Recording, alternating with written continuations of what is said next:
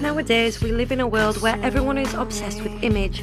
We are constantly shown how we look and what is the perfect body. We strive to be like the people in ad campaigns or look like our favourite celeb. But striving to gain this perfect look can be a problem, with a growing trend in the UK shows. My walls are closing in. Without a sense of confidence, I'm convinced that there's just too much pressure to take. I felt this way before, so insecure.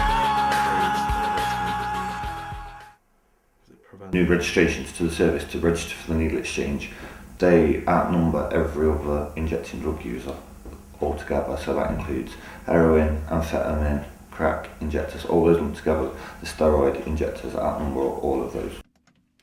Anabolic steroids are usually known to be used by sportsmen and women.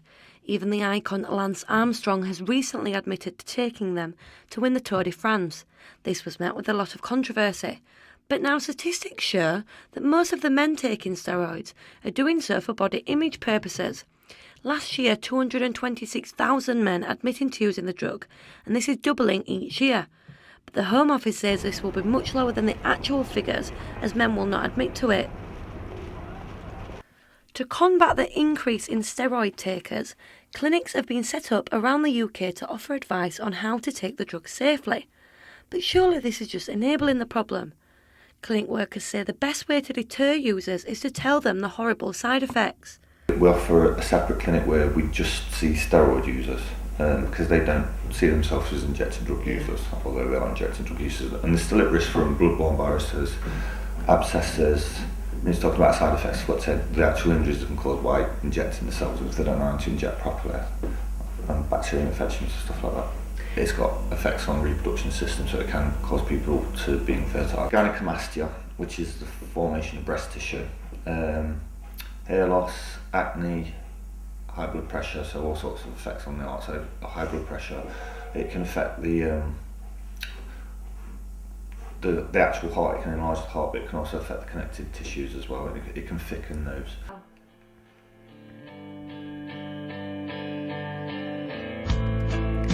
James Undies knows all too well how taking the drug can affect your heart.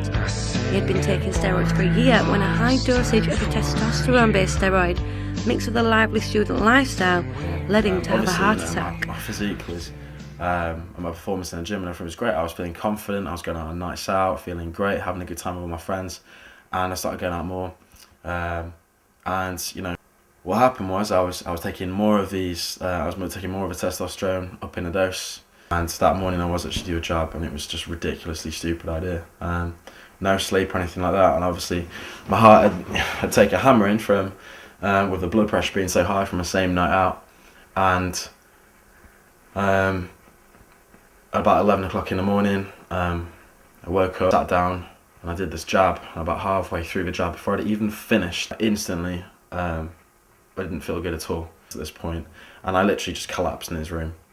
And that's as much as I can tell you from that point.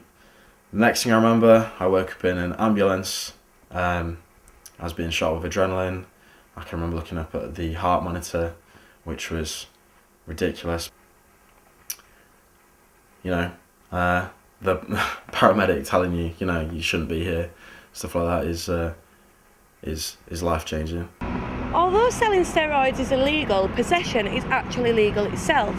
But surely these two things go hand in hand. I asked East Midlands Police why this was the case, and they gave me this statement. Many police forces no longer have a drug squad and predominantly focus on the volume of Class A and B drugs, such as heroin, cocaine and high volumes of cannabis. Police forces usually focus on drugs that directly impact organised crime. Steroids do not. This is why our focus is on drugs that impact the community. This man, who wishes to remain anonymous, has been on steroids for 2 years. He loves them and thinks they should be legalised, as there is a massive problem with fake steroids that wouldn't be there if they were legal. The drugs work, like they enhance your recovery periods, like how fast you can actually regenerate your muscle tissue. You can train faster, you can train for longer periods, it's everything really. Enhances everything you already do to the next level. Any gym will have plenty of people in who you can get hold of. There's so many fakes and God knows what. People are taking steroids, which they're so powerful drugs anyway. Like, people are just taking fakes because obviously people want to make money, don't they? So. Yeah. Underground labs, and it's counterfeit, or it's just not at all what it says it is. You're injecting an oil into your body, and if it's half, if you're injecting testosterone, and it's, it states it's 400 milligrams per mil, and you're actually shooting 200 milligrams per mil. What's the other mil? What's the other? What is the other 200 milligrams? What is that? Is that olive oil? Is that I know lads that have gone and bought vials of testosterone, and it's mixed with olive oil and aftershave, because really good gear stings when you shoot it, and these dickheads are putting aftershave into the vials because it stings when you shoot them. Although it is illegal to import and supply steroids, there is a massive amount of internet websites that sell them. The penalty is up to 14 years in prison for the crime, but sites are still making profits. It is just too hard to regulate the internet. The sites can also sell fakes. Last year, 36 people died in Boston from a bacterial infection caught from the steroids bought online. So, the risk of these fakes, along with the actual side effects of steroids, seems to be worth it for these men. The media has portrayed an almost unobtainable image, making steroids less of a taboo and more of a quick fix.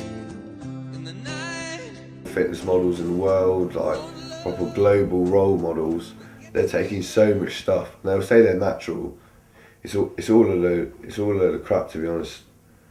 And basically it's fooling people to believe they can actually look like these people where they've got no water on them, they've got body fat like 5%, they're walking around 5% body fat and just stuff like that. It's just not possible, like, unless you're taking certain type of drugs. Experts think insecurities in men will only get worse. People tend to think that there's a lot of pressure on girls to look a certain way, and I also think there's a massive pressure on boys to look a certain way as well.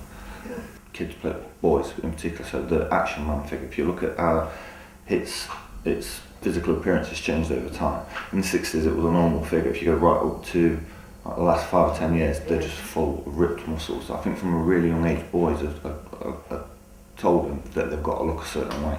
In my work as a psychotherapist, I see many more young men using steroids. It seems quite clear that body image is more of an issue for men than at any other time in history, and I can't see it changing, because in our changing world where fleeting interactions and first impressions are so important, people become more and more focused upon their appearance as a way of gaining credibility and gaining confidence. It's a trend that doesn't seem to be stopping anytime soon. With police unable to tackle the problem and clinics almost accommodating it, is society just accepting the fact that people are going to take drastic measures to look good? It seems the only way to put a stop to the drugs is the public loving themselves for who they are.